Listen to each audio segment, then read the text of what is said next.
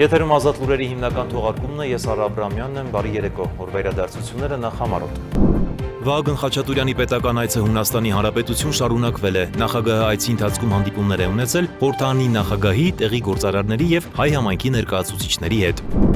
Օրերս համացանցում տարածվել էր տեսանյութ գիծ գրությամբ, որում նշվում էր, թե ազգությամբ ադրբեջանցիները ազատորեն շրջում են Հայաստանի տարածքում։ Ազգային անվտանգության ծառայությունը հաստատել է, որ նշյալ անձինք ադրբեջանցիներ են, միաժամանակ շեշտել, որ նրանք Ռուսաստանի Դաշնության քաղաքացիներ են։ Հայաստանը հետաքրքրված է հնդկական Պրալայ մարտավարական բալիստիկ հրթիռներով։ Այս մասին հայտնել է հնդկական մի պարբերական։ Պրալայը երկիր դասի հրթիռ է։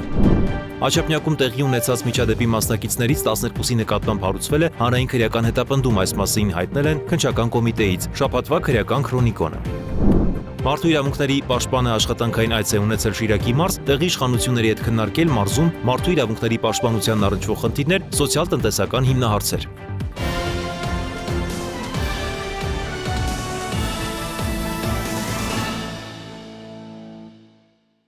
Նախագահ Վահագն Խաչատուրյանի պետական այցը Հունաստանի Հանրապետություն շարունակվել է, նախագահը այցի ընթացքում հանդիպումներ է ունեցել խորհրդարանի նախագահ Նիկիտաս Կակլամանիսի, տեղի գործարարների ու հայ համայնքի ներկայացուցիչների հետ։ Հանրապետության նախագահ Վահագն Խաչատուրյանի հանդիպումները Հունաստանում շարունակվել են, կայացել է նրա հանդիպումը Հունաստանի խորհրդարանի նախագահ Նիկիտաս Կակլամանիսի հետ։ Հանդիպման սկզբում Նիկիտաս Կակլամանիսը ողջունել է Հայաստանի պատվիրակությանը եւ նշել, որ ուրախ է ընդունել Հայաստանի Հանրապետության նախագահին Հունաստանի խորհրդարանում։ Հունաստանն ու Հայաստանը կապված են պատմական մշակութային դարավոր կապերով։ Մենք վերահաստատում ենք մեր աջակցությունը Հայաստանի Հանրապետությանը։ Այստեղ է գտնվում Հունաստանի խորհրդանի բարեկամական խմբի նախագահը։ Լավ առիթ կլինի քննարկելու ռազմավարական մի շարք հարցեր։ Ցանկանում եմ ընդգծել, որ բոլոր արդար պահանջները, որոնք ներկայացնում է Հայաստանի Հանրապետությունը, կարժանանա Հունաստանի սատարմանը։ Ուզում եմ ընդգծել նաև հայ համայնքի դերը, որը կարևոր նշանակություն ունի։ Մեծարգո նախագահ, հարգելի գործընկերներ, եւս մեկ անգամ ողջունում եմ ձեզ։ Իր հերթին Վահագն Խաչատուրյանը նույնպես շնորհակալություն է հայտնել հունական կողմին ջերմընդունելության համար, ընդգծելով, որ անկախացումից ի վեր երկու երկրների հարաբերությունները դինամիկ զարգացում են ապրել։ Եվ անկախությունից հետո այդ հարաբերությունները դինամիկ զարգացում են ապրում եւ իրենց առանձնահատկությունն է ստացել հատկապես այս ժամանակաշրջանում եւ Հայաստանը փորձում է տարածաշրջանում հաստատել խաղաղություն եւ ակտիվորեն մասնակցել ոչ միայն տարածաշրջանային խնդիրներին, այլ ընդհանրապես աշխարհում տեղի ունեցող իրադարձությունների, տարբեր միջոցառումների քաղաքական լուծումների։ Հանդիպման ընթացքում կողմերը հանգամանորեն քննարկել են խորհրդարանական դիվանագիտության զարգացման եւ խորացման հնարավորությունները։ Վահագն Խաչատուրյանի հաջորդ հանդիպումը Հունաստանի առևտրաարդյունաբերական պալատում էր այդ երկրի գործարար շրջանակների ներկայացուցիչների հետ։ Նախագահի հետ հանդիպմանը ներկա են եղել նաեւ դիվանագետներ, պետական եւ տարբեր ոլորտների գործիչներ։ Այստեղ նույնպես Հայաստանի նախագահը հանդես է եկել ելույթով։ Ըստ նրա, նման հանդիպումների կազմակերպումն ու անցկացումը ինչպես անհրաժեշտ էր, այնպես էլ արդյունավետ։ Վերջին տարիների Հայաստանի Հանրապետության ղեկավարության ձգտումները եղել է Հայաստանի Հանրապետությունում խաղաղություն հաստատել եւ տարածաշրջանում հարատև խաղաղություն ապահովել։ Ես կարող եմ պարզապես փաստել, որ արդեն մենք հաջողություններ ունենք այդ գործընթացում։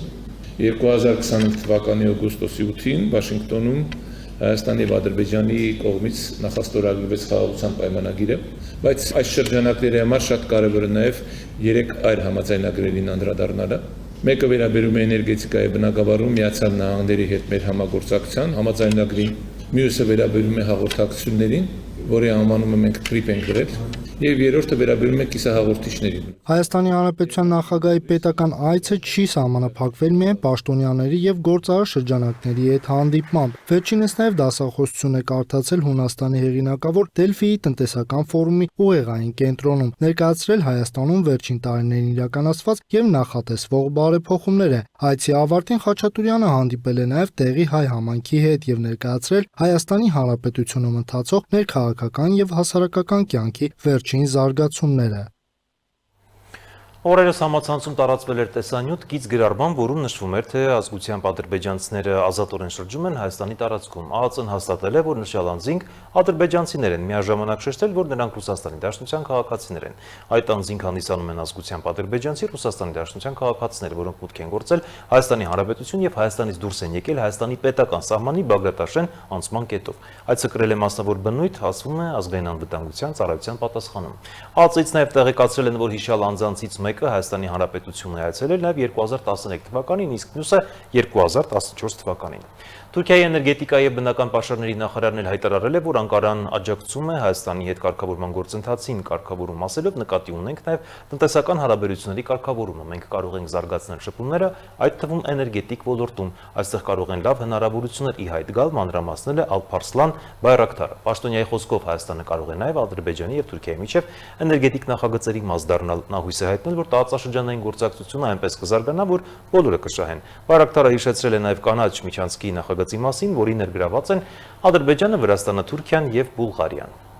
Դավիթ Խուդատյանը փետրվարի 20-ին ընդունել է Վրաստանի էկոնոմիկայի եւ կայուն զարգացման նախարար Մարիամ Քվիրիշվիլիի գլխավորած պատվիրակությանը։ Խուդատյանը ողջունել է Վրաստանի էկոնոմիկայի նախարարին Հայաստանում եւ կարեւորել Վրաստանի հետ բազմավոլորտ գործակցության խորացման անհրաժեշտությունը։ Վերջինը շնորհակալություն է հայտնել ջերմընդունելության համար եւ ընդգծել, որ Հայաստանը Վրաստանի համար ռազմավարական գործընկեր է։ Խուդատյանը ընդգծել է, որ Հայաստանը մեծ կարեւորություն է տալիս դեպի Հայաստան-Վրաստան օդային էլեկտրահաղորդման գծի կառուցմանը, որը հնարավորություն կտա ավելի շատ էլեկտրաէներգիա արտահանել Վրաստան։ Երկուստեք կարևորվել է նաև ավիացիոն ոլորտի զարգացումը Հայաստանի եւ Վրաստանի քաղաքների միջև ուղիղ ճվերթների իրականացման անհրաժեշտությունը։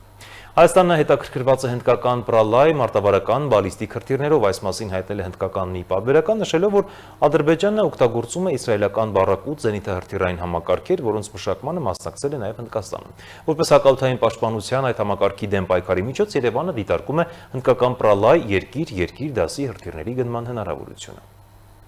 Հայաստանը հետաքրքրված է հնդկական պրալայ մարտավարական բալիստիկ հրթիռներով, գրում է հնդկական IDRW-ն։ Հրապարակման համաձայն Երևանը քննարկում է այս դասի համակարգերի ձեռքբերման հնարավորությունը, հաշվի առնելով Ադրբեջանի կողմից կիրառվող ժամանակակից հակաօդային պաշտպանության միջոցները եւ 2020 թվականի պատերազմի ընթացքում ստացած փորձը։ Լրատվամիջոցը նշում է, որ Ադրբեջանը շահագործում է իսրայելական բարակ շարքի զինահրթիռային համակարգեր, իսկ Երևանը այդ շերտային պաշտպանությունը հաղթահարելու նպատակով դիտարկում է պրալայ տարբերակը, որպես ավելի դժվար որսացվող հրթիռային լուծում։ Հրապարակումներում պրալայը բնութագրվում է որպես կիսաբալիստիկ տրամաբանության մարտավարական երկիր հրթիռ, որի կարևոր առանձնահատկություններից մեկն է թռիչքի ընթացքում, հատկապես վերջնահատվածում, մանևրելու եւ ուղղությունը փոխելու հնարավորությունը։ Այդ մանևրայնությունը տեսականորեն բարդացնում է խոսման հաշվարկները, նվազեցնելով հակահրթիռային համակարգերի արձագանքման ժամանակային պատուհանը եւ թուլացնելով թիրախի հետագիծը կանխատեսելու հնարավորությունը։ Մանևրելու եւ թռիչքի ուղղությունը փոխելու ունակությունը պրալային որսալու համար չափազանց բարդ թիրախ է դարձնում նույնիսկ այնպիսի ժամանակակից համակարգերի համար, ինչպիսիք են բարակութը կամ C300-ը։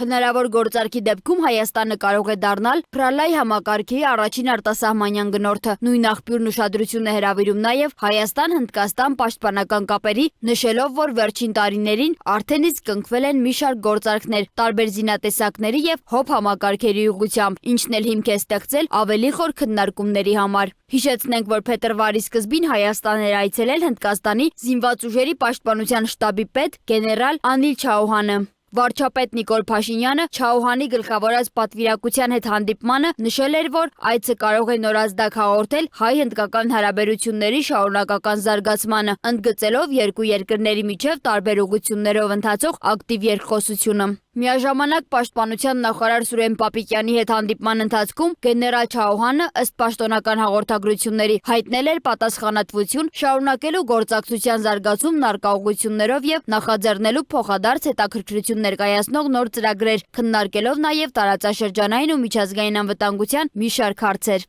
Սոնա Գիշյան, Free News, Ազատ լուրեր։ Քննչական կոմիտեից հայտնում են, որ Աչափնյակում տեղի ունեցած միջադեպի մասնակիցներից 12-ի նկատմամբ հարուցվել է հանրային քրեական հետապնդում։ Մեկ այլ դեպքով դատախազությունը Մաքսատան պետի նախկին տեղակալից պահանջում է ավելի քան 1 միլիարդ 80 միլիոն դրամ եւ 14 անշարժ գույք։ Շաբաթվա քրեական քրոնիկոն։ Գլխավոր դատախազությունը պահանջ է ներկայացրել դատարան Սյունիքի մարզի նախկին մարզպետ Հայաստանի ազգային ժողովի նախկին պատգամավոր Վահե Հակոբյանից եւ նրան փոխկապակցված անձանցից կնոջից Էլիզաբեթ Պետրոսյանից, Վահե Հակոբյանի եղբայր Կարեն Հակոբյանից, Կարեն Հակոբյանի կնոջից, դստրերից եւ Վահե Հակոբյանի ծնողներից հոգուտ Հայաստանի Հանրապետության բռնագանձել 9 անշարժ գույք, 3 տրանսպորտային միջոց, 1 իրավաբանական անձանցում մասնակցություն, 4 փոխառության պահանջի իրավունք, ընդհանուր 122 միլիոն 614 հազար դրամի չափով 2 պարտադիր Տոմս ընդհանուր $741,000 արժեքով, 2 ավանդ ընդհանուր $240,000 չափով, 4 միլիարդ 524 միլիոն 816,000 դրամ, որպես ապօրինի դրամական միջոցների մնացորդ 2 միլիարդ 814 միլիոն 926,000 դրամ, որը չի հիմնավորվում անձի օրինական եկամուտներով։ Ներքին գործերի նախարարության 112 օպերատիվ կառավարման կենտրոնը հազանգ էր ստացվել, որ Մայրաքաղաքի Աջափնյակ վարչական շրջանի բակերից մեկում տեղի է ունեցել վիճաբանություն, լսվել են կրակոցի ձայներ։ Պարզվել է, որ կան դանակահարված եւ հրազենային վնասվածքով անձինք, տեղափոխված բժշկական կենտրոններ։ Նրանցից մեկը 45-ամյա ԱՎ-ն հիվանդանոցում մահացել է։ Պարզվել է դեպքի մասնակից անձանց ամբողջ շրջանակը։ Հիշեցնենք, Աջափնյակ թաղամասում տեղի ունեցած դեպքի հետևանքով հիվանդանոց է տեղափոխվել 7 քաղաքացի, 3-ի առողջական վիճակը գնահատվում է ծայրահեղ ծանր, 3-ին ծանր 1 քաղաքացի մահացել է։ Ըստ շրջանառվող լուրերի տեղի ունեցած աղմկահարույց կրակոցներն ու սպանությունը եղել է կնոջ պատճառով։ Աջափնյակում փողոցային կյանքով հայտնի Նարեկը փորձել է քայլեր անել միջադեպի մյուս կողմի տղաներից մեկի մտերիմ կնոջ նկատմամբ, ինչն էլ դարձել է լարվածության պատճառ։ Սկզբում միմյանց դանակահարել են, հետո գործի դրել ավտոմատներ։ Տեղի ունեցած սպանության փորձի դեպքի մասնակիցներից 12-ի նկատմամբ հարուցվել է հանրային քրեական հետապնդում։ Հակակոռուպցիոն կոմիտեն բացահայտել է ագարակ մաքսային անցակետում տեղի ունեցած հանցավոր սխեման։ Կալանավորվել են մաքսային սպասարկման եւ հսկողության բաժնի պետն ու միջազգային բեռնափոխադրումներ իրականացնող ընկերության ներկայացուցիչը։ Մաքսային տեսուչի նկատմամբ կիրառվել է 5 միլիոն դրամ գրավ եւ բացակայելու արգելք։ Զվարթնոց մաքսատան պետի նախկին տեղակալ Միհրան Դավթյանի ապօրինի ծագման գույքի եւ դրամական միջոցների բռնականցման հայցը վարույթ է ընդունվել։ Վերջին ամսում համայնքային ոստիկանության բաժինների բացատրական աշխատանքի արդյունքներով Վարդենիսի բաժնում հանձնվել է ինքնաձիգ 3 նռնակ, տարատեսակ փամփուշտներ եւ զինամթեր, կակոսափող հրազեն, նռնակ ու փամփուշտներ։ Տավուշի բաժնում հանձնել են որսորդական հրացան եւ ինքնաձիգի փամփուշտներ։ Աշոցքում ինքնաձիգ 40 փամփուշտ եւ 2 ծխագլանակ, Արթիկի բաժնում 1 հրացան, 3 ատրճանակ, 3 նռնակ, փամփուշտներ եւ զինամթերք։ Մարտունու բաժնում հանձնել են ակոսափող հրազեն, տարատեսակ փամփուշտներ, երկրորդ եւ երրորդ դեպքերով մեկական որսորդական հրացան, նռնակ, փամփուշտներ, իսկ Կումայրիի բաժնում հրացան, ատրճանակ, նռնակ, տրոտիլ եւ փամփուշտներ, Արաբկիրում 5 նռնակ եւ զինամթերք, Բաղրամյանի բաժնում մեկը հանձնել է ինքնաձիգ որսորդական հրացան, 5 նռնակ ու փամփուշտներ, Արտաշատի բաժնում որսորդական հրացան, իսկ Կոտայքի բաժնում 3 ինքնաձիգի 384 փամփուշտ Մակարով տիպի, 2 ատրճանակ կարճացված փողով, 3 հրացան ու 3 նռնակ։ Սահմանադրական դատարանը քննության է ընդունել մարդու իրավունքների պաշտպանի դիմումը, որով վիճարկվում է օրենսդրությամբ նախատեսված այն կարգավորումը, ըստ որի եթե կենսաթոշակի վճարումը դադարեցվել է, ապա չվճարված կենսաթոշակի գումարը ենթակա է վճարման միայն դիմելու կամ կենսաթոշակի վճարումը վերսկսելու համար հիմք հանդիսացող տեղեկությունը ստանալու ամսվան նախորդող 1 տարվա այն ժամանակահատվածի համար, որի ընթացքում անձը կենսաթոշակ ստանալու իրավունք է ունեցել։ Պաշտպանը խնդրահարույց է համարում այն, որ անձի կենսաթոշակ ստանալու իրավունքի առկայության պայմաններում վճարված կենսաթոշակի գումարի վճարումը սահմանափակվում է միայն 1 տարվա ժամանակահատվածով, ինչն ըստ մարդու իրավունքների պաշտպանի հակասում է սահմանադրությամբ երաշխավորված սեփականության իրավունքին։ Վրաերթ Երևանի Կոմիտասի Փափազյան փողոցների խաչմերուկում կադրերում երևում է, որ տուժածը Պարեկ է, նրան շտապօգնության մեքենայով հոսպիտալացրել են, կյանքին վտանգ չի սպառնում։ Սևան ազգային պարկի եւ գործընկերներ կառույցների համատեղ աշխատանքի արդյունքում 2025 թվականի ընթացքում Սևանա լճի 1905 մետր բացարձակ նիշից ներքև ընկած տարածքներում իրականացվել են ապօրինի կառուցված թվով 61 ինքնակամ շենքշինությունների եւ հենապատների ապամոնտաժման աշխատանքներ։ Մարդու իրավունքների պաշտպան Անահիտ Մանասյանն աշխատանքային այց է ունեցել Շիրակի մարզ, տեղի իշխանությունների հետ քննարկել մարզում մարդու իրավունքների պաշտպանության առնչվող խնդիրներ, սոցիալ-տնտեսական հիմնահարցեր։ Մարդու իրավունքների պաշտպան Անահիտ Մանասյանն աշխատանքային այց է իրականացրել Շիրակի մարզ։ Այցի ընթացքում Մանասյանը հանդիպում է ունեցել Շիրակի մարզպետ Դավիթ Հարոշանյանի հետ։ Քննարկել են մարզում մարդու իրավունքների պաշտպանությանն առնչվող խնդիրներ, սոցիալ-տնտեսական հիմնահարցեր։ Նաև ընդգծվել է դրանց համակարգային լուծումների կարևորությունը։ Հանդիպման ընթացքում քննարկվել են մի շարք կարևոր հարցեր, որոնց թվում երկրաշարժից տուժած անձանց բնակարանային ապահովմանը, անօթևանության, թափառող կենդանիների խնդիրներին, խոսքի ազատության երաշխավորման, ատելության խոսքի տարածման կանխմանը։ Հունիսի 7-ին սպասվող խորհրդարանական ընտրություններից առաջ ընտրական իրավունքի իրացման ապահովմանը եւս ՄԻՊ-ը հատուկ ուշադրության արժանացրեց։ Վերջինս ընդգծեց, որ հատկապես եւ մասնավորապես քաղաքական դերակատարները ատելության խոսքի եւ այլ արատավոր բարքերի միջոցով պետք է բացառեն քաղաքացիներին իրենց կողմը գրավելու գործընթացը։ ՄԻՊ-ն այդ ամենը մանրադիտակի տակ է վերցնելու։ մարդիկ պետք է հստակ իմանան, որ իրենց կամքի վրա որևէ ներազդեցություն ընտրելու իրավունքի դիտանկյունից պետք է պարզապես բացառված լինի։ Հետևաբար այս առումով շատ կարևոր է, որ թե բոլոր դերակատարները նկատի ունենան հանգամանքը եւ բացառեն նման վարքագիծը, նկատի ունեն որևէ կերպ ազդելու, ներազդելու ընտրողների կամքի վրա, եւ թե իրենք քաղաքացիները պետք է տեղեկացված լինեն այս հանգամանքին։ Պաշտպան Անահիտ Մանասյանը կարևորեց պետական եւ տեղական մարմինների միջև արդյունավետ գործակցությունը, նշելով, որ մարզերի բնակիչների իրավունքների պաշտպանությունն իր գործունեության կարևոր ուղղություններից է։ Շատ արդյունավետ քննարկում ենք պետական մարմինների գործընկերների հետ, նաև մարզպետի աշխատակազմի հետ այս հարցերը քննարկման առարկա դառնում։ Ես էլ եմ նշում, որ անհատական դեպքերով խնդիրներին հնարավոր է լինում լուծումներ գտնել, բայց շատ կարևոր կլինի, որպեսզի մենք հնարավորություն ունենանք համակարգային լուծումներ այս հարցերին գտնենք։ Շիրակի մարզ կատարած աշխատանքային այցի ընթացքում Անահիտ Մանասյանն այցելել է Գյումրու թիվ 1 ավագ դպրոց։ Տնօրեն Նաիրա Թադևոսյանի եւ ՄԻՊ աշխատակազմի ուղեկցությամբ Անահիտ Մանասյանը շրջայց է կատարել դպրոցի տարածքում, տեղում ծանոթանալով ուսումնական հաստատության պայմաններին, այդ թվում անձնակազմի աշխատանքային պայմաններին եւ դպրոցական առօրյային։ Այնուհետև տեղի է ունեցել հանդիպում աշակերտների հետ, որի ժամանակ քննարկվել են մարդու իրավունքների միջազգային իրավունքի բնույթը, կառուցվածքը, կիրառման եւ պաշտպանության մեխանիզմները, նաեւ մարդու իրավունքների պաշտպանի հաստատության դերն ու գործունեության ուղղությունները։ Անդրադարձ է կատարվել նաև մարդու իրավունքների պաշտպանին կից երեխաների իրավունքների պաշտպանության հարցերով հասարակական խորհրդի գործունեությանը։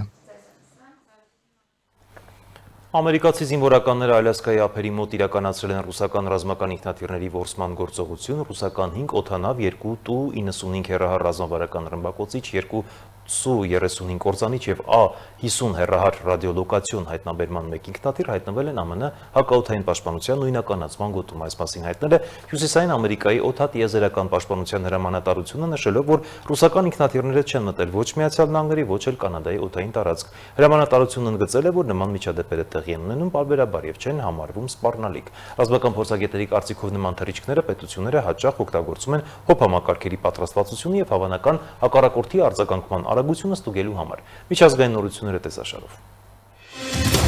Ուկրաինայի նախագահ Վոլոդիմիր Զելենսկին հայտարարել է, որ Ուկրաինայում պատերազմի դադարեցման բանակցություններում Ամերիկայի Միացյալ Նահանգները եւ Ռուսաստանը Կիևից պահանջում են հրաժարվել ամբողջ Դոնբասից։ Զելենսկու խոսքով տարածքային հարցը շարունակում է մնալ հրադադարի շուրջ բանակցությունների գլխավոր խոչընդոտը։ Ռուսաստանը հավակնում է ամբողջ Դոնբասին, թեև վերահսկում է դրա միայն մի մասը, իսկ Ուկրաինան պնդում է, որ կողմերի միջև խաղաղությունը պետք է հաստատվի ներկայիս շփման գծի սառեցման տարբերակով։ Ներկայում ուկրաինական ուժերը պահպանում են Դոնեցկի մարզի մոտ 1/5-ը, մինչդեռ Լոգանսկի մարզը գրեթե ամբողջությամբ գտնվում է ռուսական վերահսկողության տակ։ Զելենսկին նաև նշել է, որ Կիևն արդեն մեծ փոխզիջում է անում, պատրաստակամություն հայտնելով քննարկել մնում ենք այնտեղ, որտեղ կանգնած ենք սկզբունքը։ Նա նաև Ռուսաստանի զիջել ամբողջ Դոնբասը պահանջը որակել է որպես վերջնագիր։ Նախագահը հավելել է, որ հնարավոր համաձայնության դեպքում եվրոպական զորքերը պետք է տեղակայվեն սառեցված շփման գծի մոտ, իսկ տարածքային լուծման տարբերակը կարող է դրվել Հարակվեի, եթե դրան աջակցի ուկրաինացիների մեծ մասը։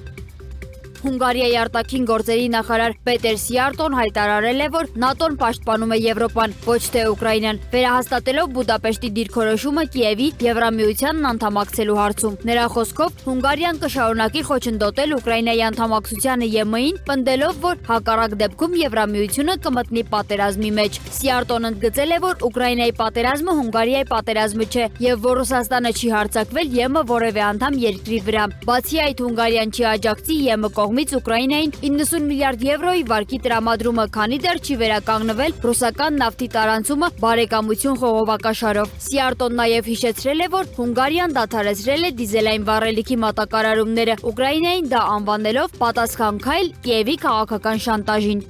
Արևմուտքի կողմից ահաբեկչական ճանաչված Համասը հայտարարել է, որ Գազայի հարցով ցանկացած քաղաքական գործընթաց պետք է սկսվի իսրայելական ագրեսիայի լիակատար դադարեցմամբ։ Հայտարարությունը հնչել է Վաշինգտոնում նախագահ Դոնալդ Թրամփի նախաձեռնած Խաղաղության խորհրդի նիստին զուգահեռ։ Համասի տարածած հայտարարության մեջ նշվում է, որ քննարկումները պետք է նախ սկսվեն հարձակման ամբողջական դադարեցմամբ, Գազայի արգելափակման վերացմամբ եւ պաղեստինյան ժողովրդի լեգիտիմ ազգային իրավունքների, ազատության եւ ինքնորոշ կողմնորոշման երաշխավորմամբ։ Իսրայելի վարչապետ Բենյամին Նեթանյահուն պնդում է, որ վերակառուցումից առաջ Համասը պետք է զինաթափվի։ Կողմերը շարունակաբար մեղադրում են միմյանց հրադադարի պայմանները խախտելու մեջ, իսկ Ամերիկայի Միացյալ Նահանգներում տեղի ունեցած խաղաղության խորհրդի նիստի ընթացքում Համասի զինաթափման կամ Իսրայելի բանակի Գազայից դուրսբերման հարցով ժամկետներ չեն սահմանվել։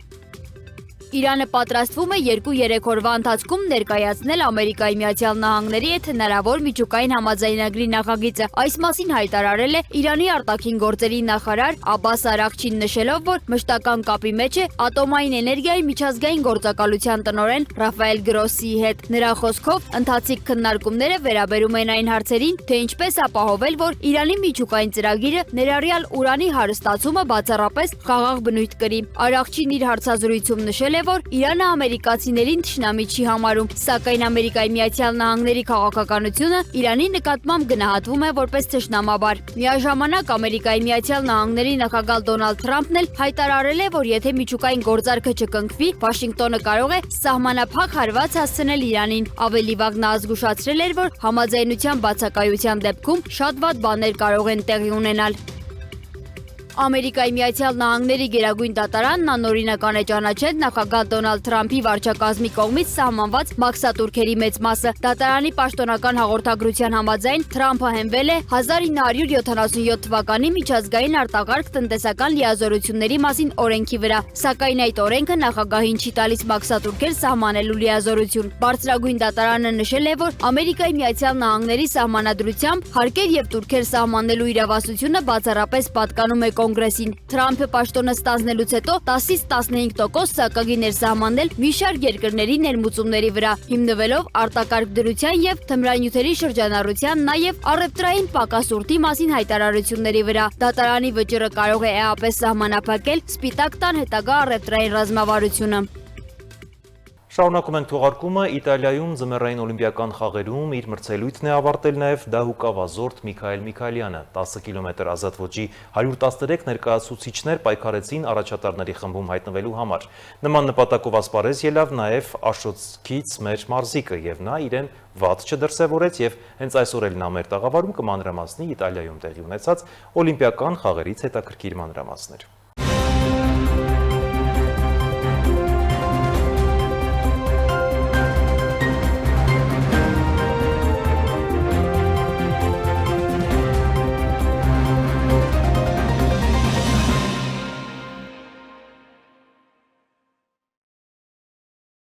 Բարի եկու Միքայել, շնորհակալություն հրավերն ընդունելու համար։ Միքայել, ես գիտեմ, որ դուք օդանավականից կարծես անմիջապես եկել եք մեզ մոտ։ Շատ մեզ համար շատ կարևոր է, որ հենց առաջինը մեզ մոտ եկաք եւ Իտալիայի Միլան քաղաքում տեղի ունեցող օլիմպիական ձմեռային խաղերը ավարտվում են մի քանի ժամ հաշված, հա, ամսի 22-23-ը այդքան էլ հեռու չի եւ ավարտվում են եւ մենք արդեն եկել ենք այստեղ եւ շնորհակալ ենք, որ ժամանակ եք գտել ու անմիջապես առաջինը հենց մեզ մոտ եք եկել։ Կցանկանայի, որ հենց որպես ականատես, որպես մասնակից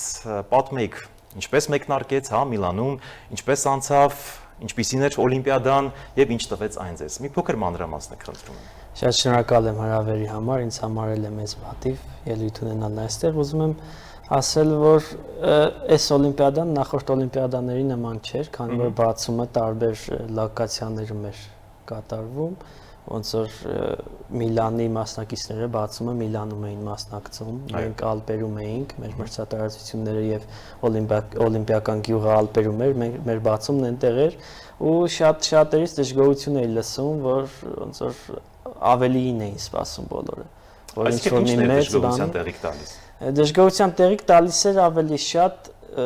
տարանջատված լինելը միմյանցից։ Սովորաբար օլիմպիադաներում բոլորը միահամուռ, բոլոր մարզաձևերի մարզիկներից եւ սպասարկող անձնակազմից բռնած բոլորը միահամուռ մեկ տեղում են ապրում, արարում, սնվում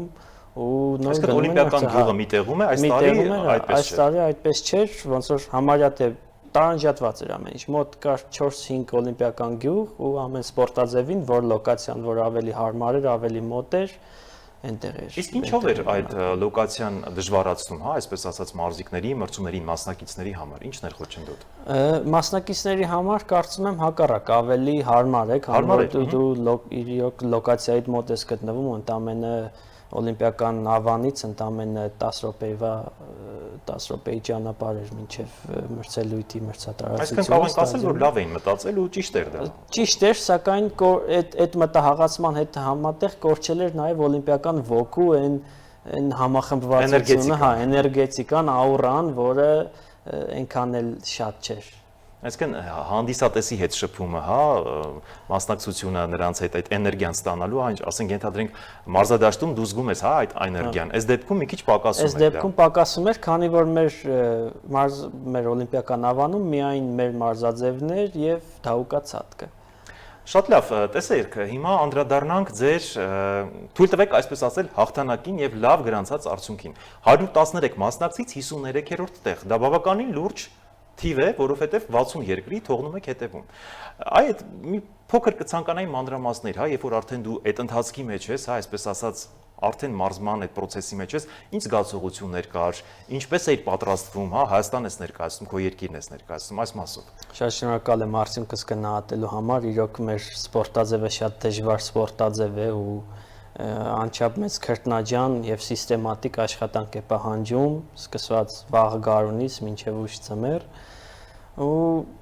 սպասելիքներս ավելի բարձր էին, ճիշտն ասած, ցանկանում էի լինել լավագույն 30-յակում, մեր դահուկավազքում 30-յակ համարվում է ոսկե 30-յակ, դահուկային էլիտա եւ նպատակս դա էր, բայց միշտ չէ որ նպատակները իրականանում են։ Դե ամեն դեպքում կարևոր նպատակն ու ցանկությունը կա, հաջորդիվ, հա, մասնակցության եւ այդպես շարունակ։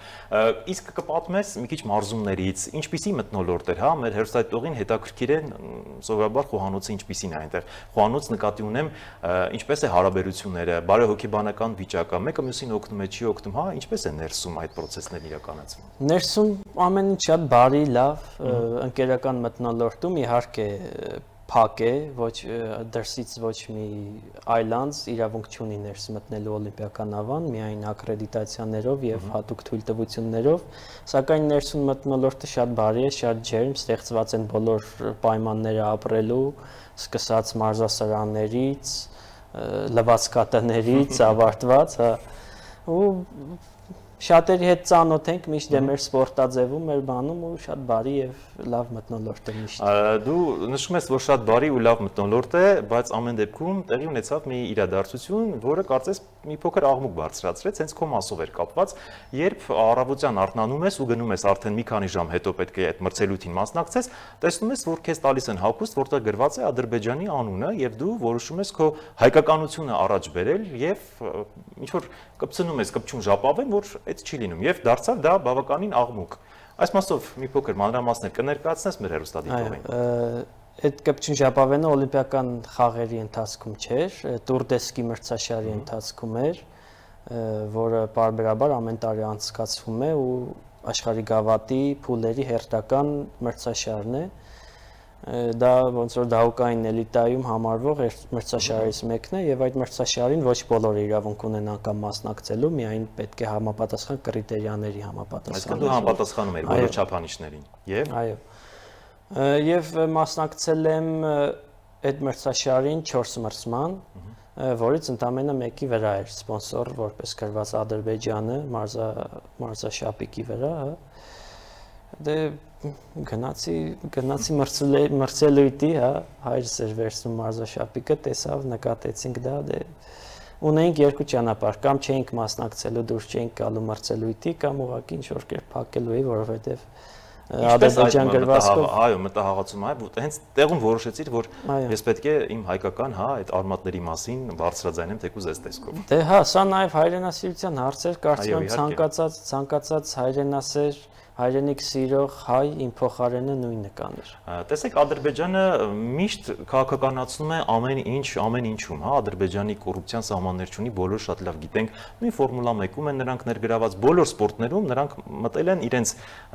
նավթադոլարային, հա, այսպես ասած, վարքագծով փորձում են շեղեն, փորձում են իրենց PR-ն իրականացնել, ու այս դեպքում նրանք աղմուկ բարձրացրեցին հիմնականում եւ այնտեղ տուգանքներից էին խոսում, իհարկե այդ մասին մենք չենք խոսի, դա ֆեդերացիան կխոսի, թեպետ ողջունեց, որ դա իսկապես հային բնորոշ վարքագիծ էր, բայց ամեն դեպքում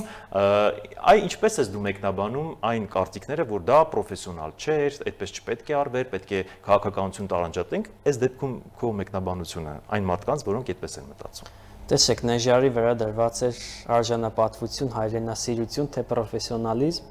Ինձ համար իմ սրբությունները, իմ արժանինքները ամեն ինչից վեր են, դա հայրենիք, հայրենասիրություն, ընտանիք, ընկերություն եւ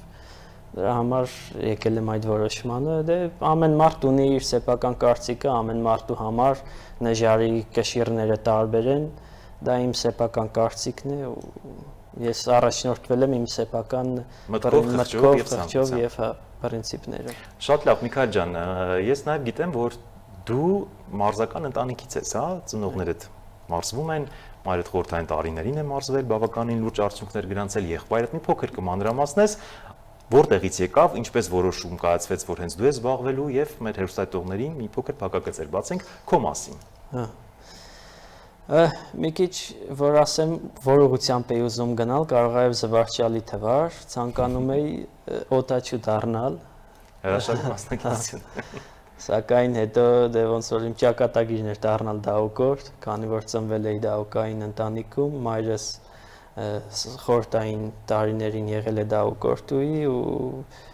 խորհրդային միության 6-ակի չեմպիոն է եղել իր մարզման ժամանակահատվածում, հայրս նույնպես եղել է դահուկորդ, իրանք մրցումների ընթացքում են ծանոթացել, սովորել է ֆիզիկական կուլտուրայի պետական ինստիտուտում, ես նույնպես, եղբայրս էլ է դահուկորդ եղել, եղբայրս եղել է աշխարհի անիվավոր դահուկների երիտասարդների չեմպիոն,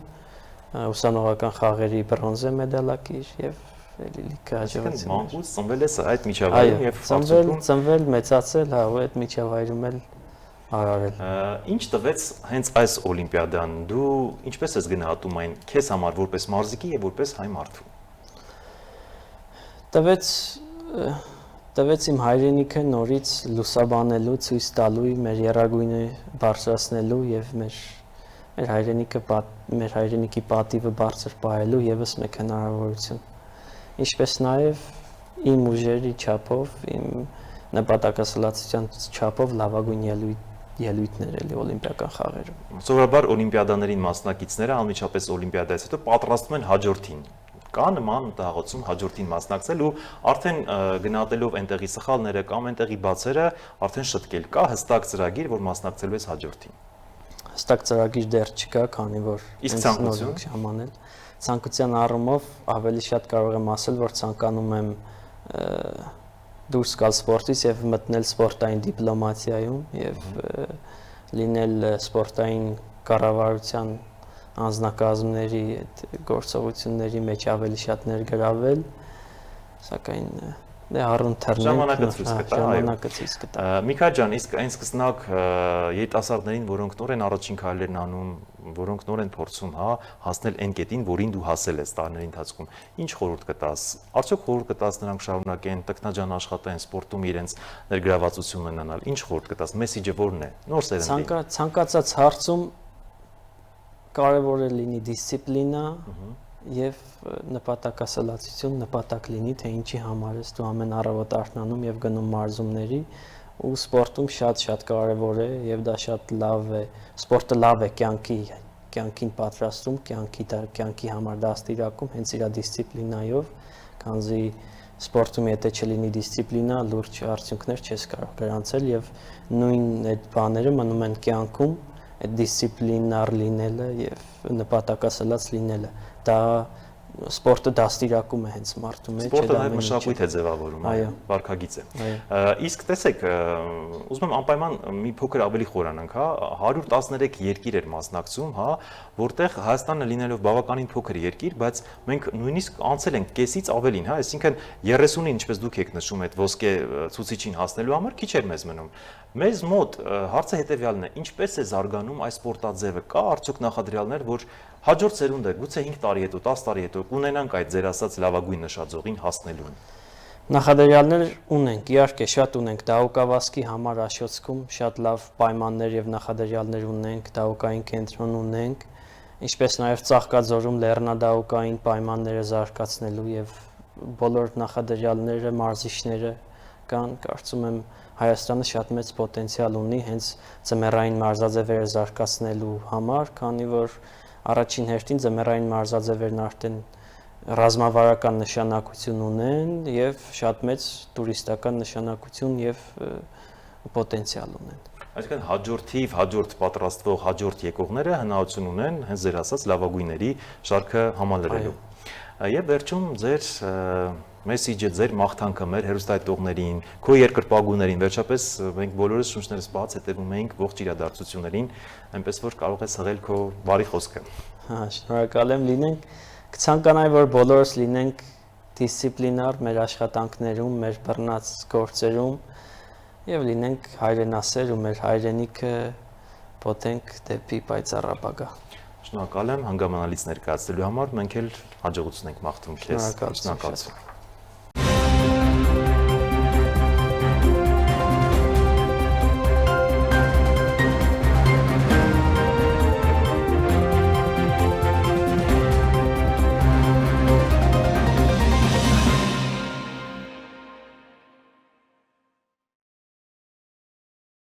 Այսքանը ցտեսություն։